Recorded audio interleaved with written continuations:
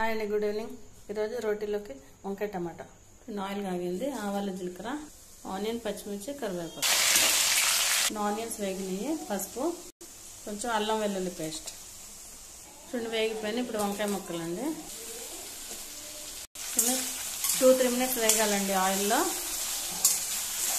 చూడండి వేగుతున్నాయి, ఇంకా 2 మినిట్స్ వేగాలండి. టమాటా కట్ చేసుకుంటా అప్పటి వరకు. వంకాయలు వేగిపోయినాయండి. ఇప్పుడు టమాటాలు ఒక 2 మినిట్స్ మగ్గాలండి, మీడియం ఫ్లేమ్లో పెట్టాలి.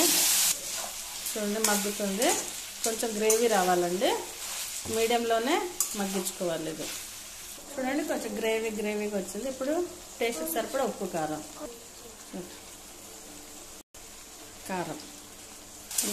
ఒక 1-2 మినిట్స్ ఉంచేసుకొని కొత్తిమీర వేసుకోవాలండి ఫైనల్గా.